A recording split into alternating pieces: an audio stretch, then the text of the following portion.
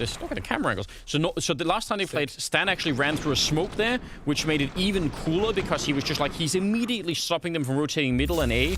He's just so deep in that the rest of his team can come in and fight behind. And so, I mean, even though he got nothing done there, he wasn't just running in like a maniac onto the bomb site. He's creating space for his team, and it's really cool to see that kind of thing. So here we go, 5th round. And EG, again, you mentioned it, right? They kept getting bomb plants, they kept doing damage, they keep the pressure on, and it pays off. And now, I mean, if they win this next round, they're right back in action. Although now, Kenny has an AWP. That's a problem. Kenny has an AWP now, and he's been hitting some shots with it. We saw a strong performance from him on the CT side of Train, but there's Ethan catching next side. Ethan is just... He's hitting heavy.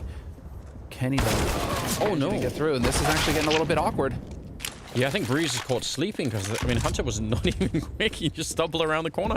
Another deadly nade from Kenny, and now it's a 3-on-3. And, yeah, well, now it's the Chaos of Vertigo, right? Where's everyone? Who's up? Who's down? Where's the bomb? No one knows. Tarek is still all over the place on a mission of his own right now. Yeah, I'd flip a coin to who's going to win this round. Like, if you're patient and you wait around long enough, maybe you get rewarded with, like, a free kill. If you're a little bit too stressed, he's not seeing it. There we go. What is this meme of a round, Anders? That's, you know, that's what happens when everyone just loses their mind. I mean, the bomb is down there. He could be walking into another free kill. Tarek will get a couple there. So, yeah, I mean, G2 not being patient, in spite of the fact that they're the ones with time on their side, right? What is this meme of a round? I don't even know. Just flankers getting outflanked by... Kenny, I mean, can obviously feel a bit frustrated because that is not how that is supposed to go. He should be surviving that. And now that's 2 rounds in a row picked up for Evil Geniuses, and that is all on Tarek. I mean, it could be Tarek making the appropriate adjustments, saying, okay, if you're going to push aggro behind us, if you feel like we're telegraphing it and you're going to take risks by pushing in for quick flanks, listen, we've all been in matchmaking before. We all know when that happens. All you have to do is start just watching those flanks and make sure that you pay attention. I mean, I think, you know, it's obviously a great double kill for Tarek. That really secures the round, right? But it's sort of confusing to see G2 be the ones to move around that much, because you are at a disadvantage when you're moving through that lower part of the map. There are nothing but corners and nooks and crannies for you to be hiding in. I mean, you're never going to be able to check everything. So that's really odd to see. All right, Ethan, that looks so smooth. And in spite of a stack here, Ethan just doesn't even care. Farm him. Ooh, Kenny, though. A little bit of a shot. But this is still very much... I mean, Ethan is just feeling good at the top right now. He is hitting hard. 146 ADR so far on this map. Actually, never mind. 176 ADR with 10 kills. So the dude is doing work. Check this out. Boom. Just did a swan dive off the end there. Did. That was a beautiful thing of beauty. The real flexibility there in the spine. Just don't have that. About to go full scorpion on that. Ooh, look at this. This is interesting. Tactical timeout getting called by Evil Geniuses. G2 have already called one of their own, but for EG to call it here.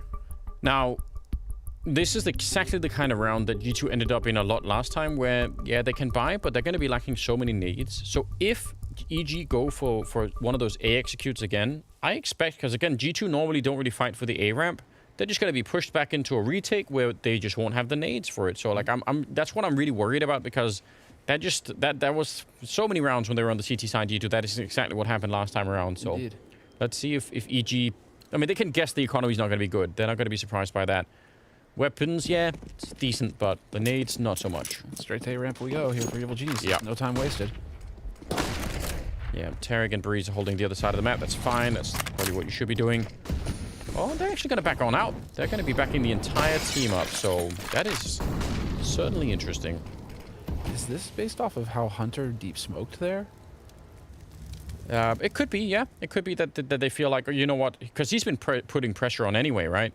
So it could just be that they feel like, hold on, if they're pushing outside of B, then this A attack is going to be pretty readable. Stack over at the A bomb site for G2, so you know they're actually hoping that deep smoke is what pushes them to the A bomb site. There's a window of timing here, although they're about to peek ramp. Nico getting some info. Kenny is going to peek mid to get info here as well. G2, it's Evil Geniuses have to go now. There's a huge opening for them, but they have to go right now. Kenny is going to be in position, and I think the opening is closing on him. It's fast closing, but they still might have just some time here. Ethan trying to clear that space, and Amanek with a kill. Double kill for Kenny, and that certainly will shut it down. And you might have been right on the money with the timing there, Samler, because, again, that just Kenny showing up, and that was the last possible second. If he wasn't there, it's on Amanek to get all those kills instead, and that just seems unlikely. Now, Stanislaw is on a mission, and I like these kind of missions. If anyone can win them, it is Stanislaw. I hold them in really high regard, but it's a 1-on-5. You know, they really work out in your favor. They're not common. What would the AI say, do you think, in this sort of scenario? Maybe like a 96%? Yeah, it's giving a 4%. I don't. Yeah. 50-50 on the AI prediction. Let's go. Here we go. Well, bomb is being planted. That's the first part of the mission accomplished. 96. No, it's changing a little bit. All right. It's not going to happen. 99. It did say 96 at the beginning. I like how even here, as the bomb is getting diffused, it's still 99%, as if... Well, I guess there's that 1% chance where maybe he just lets it run all the way down, and they screw up and miss the timing, and... He just turns out they programmed like a Bayesian AI, for anyone who's into like... They made it like that. Good. I like it. So this is everything. And, I mean, there's no real way for Evil Geniuses to know this. This would be like... just everything lining up for them, because Evil Geniuses are probably thinking that they're moving fairly quickly there, but it's just not quick enough, and they don't have that chance to realize that they had a golden opportunity to get that B site. It would have been so clean. That like stretching your arms over your head to like grab the chair pose is really not, doesn't inspire confidence. That's the sort of I don't know what I'm doing. I'm kind of lost here.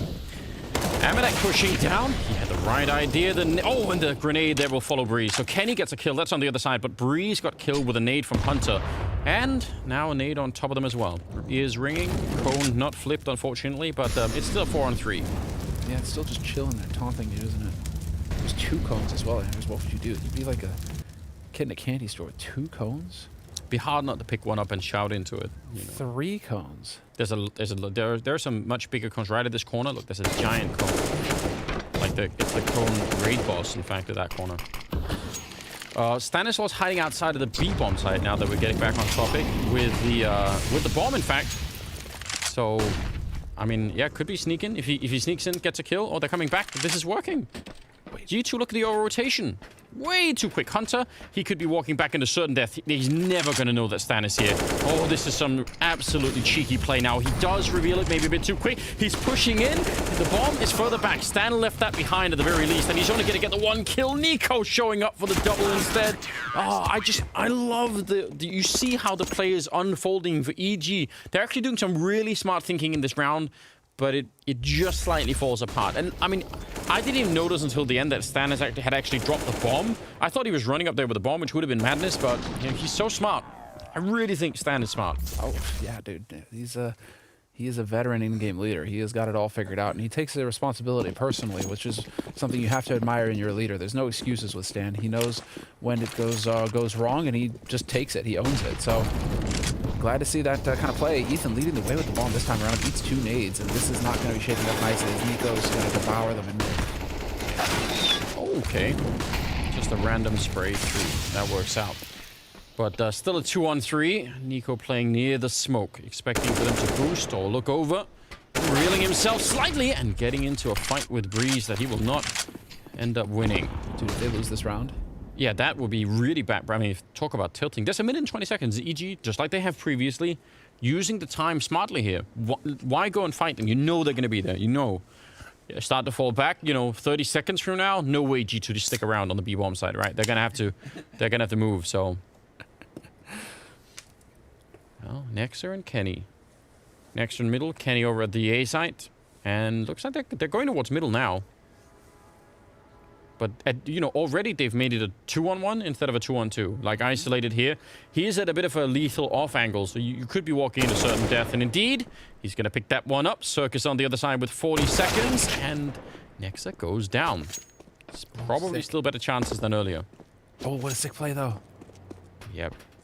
Oh, Kenny heard. Oh, Kenny was just close enough. This map. That's one of the... Oh, no, he's actually doubling back. Mind games on mind games. He's wondering if Kenny's been. Oh, was he just close enough again? No way!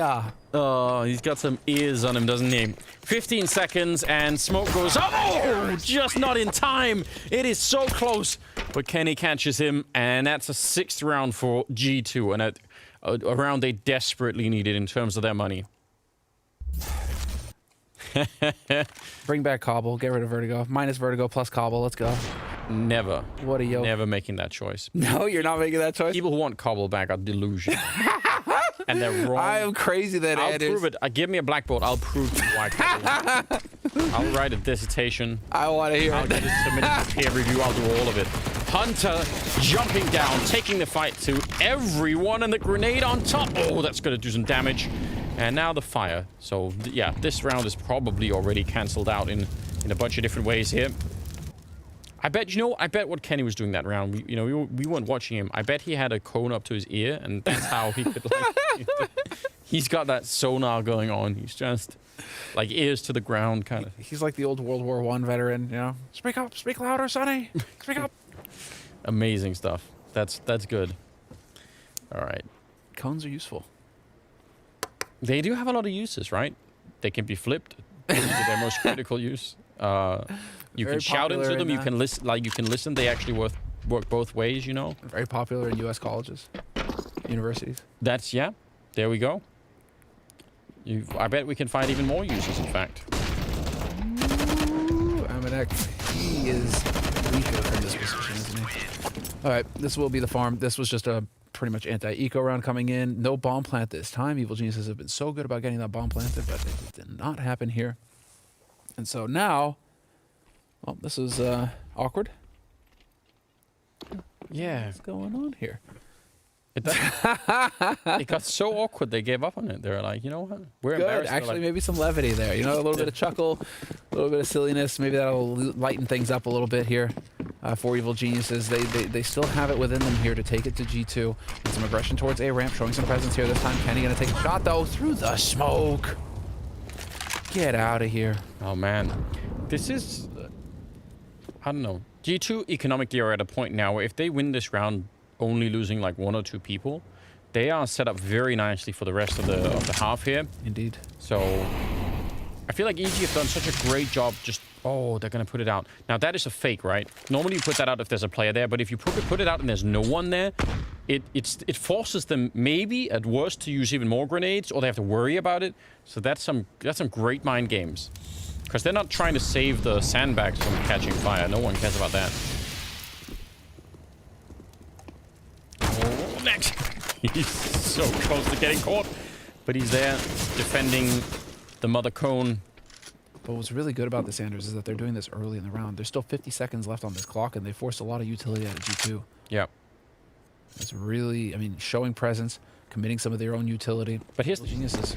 But Amanek's position makes it really hard to bait out G2, because he's so far up, they pretty much know that, and Nico's in middle, so they actually have, I agree, it's really a good idea for EG to try and do this, and they've been great at it, but this time, I just feel like G2 have all of the info, and now Nico's on the flank. He's gonna catch a kill right there.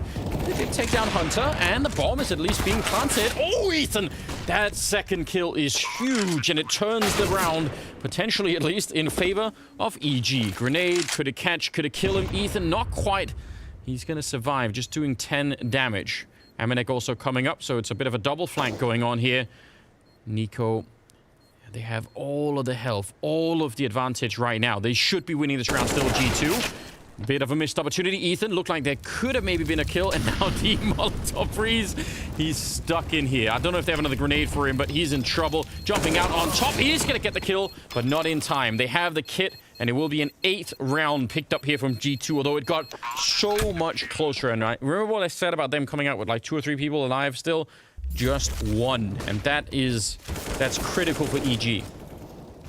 G2, I mean, Nico just looks like he wants to murder somebody right now. He is definitely venting his spleen on Evil Geniuses with that clutch. He is not messing around anymore. 10 kills for Nico coming out of that round. Oh, yeah. 87 ADR. I mean, he is doing work without a doubt, and he's even up there with utility. The utility damage actually is ridiculous. If we could get the graphic up for the utility damage between these two teams right now, it's actually obscene just how effective G2 are right now compared to Evil Geniuses. That is nuts. Kenny, there's some really geeky stuff going on. I'm not doing the damage, though.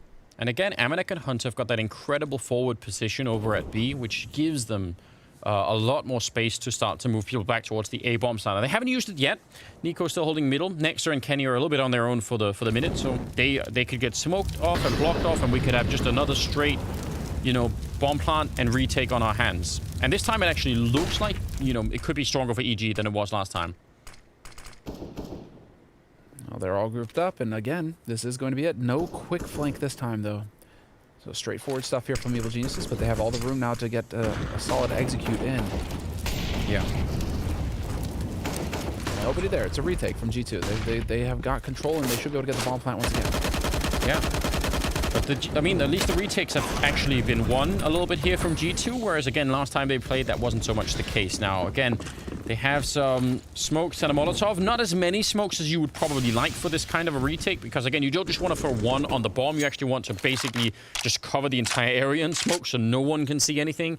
And I like this. That's a very cool little trick to try and look all the way over. And they see the flank coming as well. They definitely know, though. Stanislaw maybe could get caught a little bit here. Amanek, oh, he pushes right into him and takes him down. Now they're trying to see if they get that defuse. Not going to happen this time. There's a huge crossfire being set up, and EG are going to find a 4th round. And look at the money for G2. This 4th round, I mean, it almost carries with it another one. Breeze is blown off the building, in fact. Jettisoned. Oh, no. But whatever, they still win the round. It's fine. Yeah, so good kills here. Good shots. Crucial. Crucial that he gets rid of that flank. Not have to worry about that any longer. And finally, Evil Genius is able to get a bomb plant and a successful round. And just look at this in terms of damage dealt. Everybody on G2 above 100 damage dealt with grenades so far. That's wild. That's bonkers, actually. That's a crazy performance. Evil Genius is just way behind on that damage. And just imagine a couple HEs here and there, a molly here and there, just to make things a little bit better. Yeah, but it's really interesting because usually you can do a lot of damage with HEs on the A side, right? Like there are a lot of positions on that side that you can, like we talked about, like the mother cone there at the corner